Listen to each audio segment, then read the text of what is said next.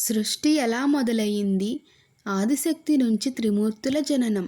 సృష్టి మొదలు కాకముందు ఈ విశ్వమంతా పూర్తిగా నిశ్శబ్దంగా ఉండేది. ఆకాశం లేదు, భూమి లేదు, కాలం అనే భావనే లేదు. కానీ అది ఖాళీ కాదు. అది శక్తితో నిండిన స్థితి. ఆ శక్తినే మన శాస్త్రాలు ఆదిశక్తి అని పిలుస్తారు. ఆదిశక్తికి రూపం లేదు, పేరు లేదు, అది అంతం లేదు. అది వెలుగులా కాదు, చీకటిలా కూడా కాదు. అది కేవలం చైతన్యం. ఆ చైతన్యమే సృష్టికి మూలం. ఆదిశక్తి సంకల్పం సృష్టి జననం. ఆదిశక్తి తనలోని అనంత శక్తిని వ్యక్తపరచాలనుకుంది. ఆ సంకల్పమే ఈ సమస్త విశ్వానికి మూలకారణమయ్యింది. అక్కడే సృష్టి మొదలైంది. అందుకే తను ఒక్కటిగానే ఉండి కూడా 3 రూపాలుగా విభజించుకుంది. ఈ 3 రూపాలు శరీరాలు కాదు. ఇవి 3 విధుల రూపాలు. సృష్టి, స్థితి, లయ. ఇవి 3 శక్తులు. అలా ఆదిశక్తి తన శక్తిని 3 భాగాలుగా విభజించింది. సృష్టి చక్రాన్ని ప్రారంభించింది. అవే బ్రహ్మ, విష్ణు, మహేశ్వరులు. ఈ ముగ్గురు వేరెవ్వరో దేవుళ్ళు కాదు. ఒకే శక్తి యొక్క 3 రూపాలు మాత్రమే. బ్రహ్మ సృష్టి యొక్క మూలం. ఆయన పని సృష్టించడం. బ్రహ్మకు 4 ముఖాలు ఉన్నాయి. అవి 4 వేదాలకు, 4 దిశలకు సంకేతం. అతని ప్రతి శ్వాసలో సృష్టి ప్రవహిస్తుంది. ఆయన సృష్టించినది కేవలం మనుషులను మాత్రమే కాదు. ఆయన సృష్టించినవి ఆకాశం, భూమి, దేవతలు, మనుషులు, జీవరాశులు, గ్రహాలు, నక్షత్రాలు, కాలం, ప్రకృతి అన్నీ ఆయన సృష్టే.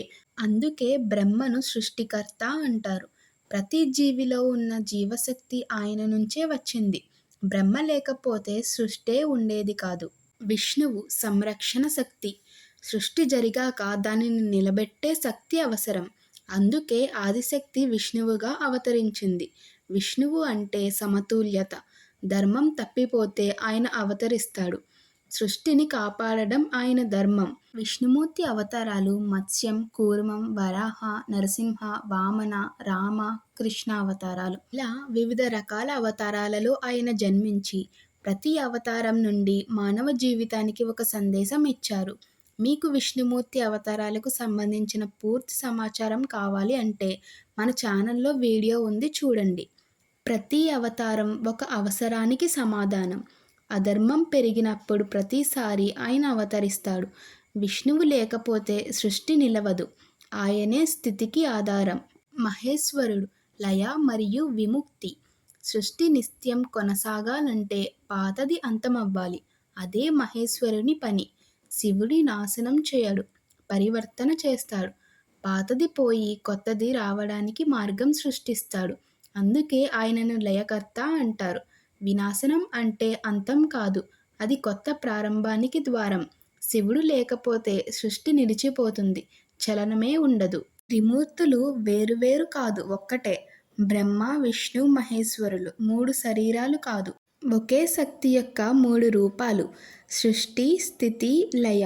ఈ 3 ఒకే చక్రం. ఈ త్రిమూర్తులు మనలోనే ఉన్నారు. మన ఆలోచనలో బ్రహ్మ, మన చర్యలో విష్ణు, మన మార్పులో శివుడు. మన జీవితమే ఒక చిన్న సృష్టి. ఆదిశక్తి నుండే త్రిమూర్తుల ఆవిర్భావం జరిగింది. అందుకే ఆమెను త్రిశక్తి స్వరూపిణి అంటారు. తల్లి రూపంలో ఆదిశక్తి ఆమె అమ్మగా మారితే దుర్గగా రక్షిస్తుంది, లక్ష్మిగా సంపద ఇస్తుంది, సరస్వతిగా జ్ఞానం ప్రసాదిస్తుంది.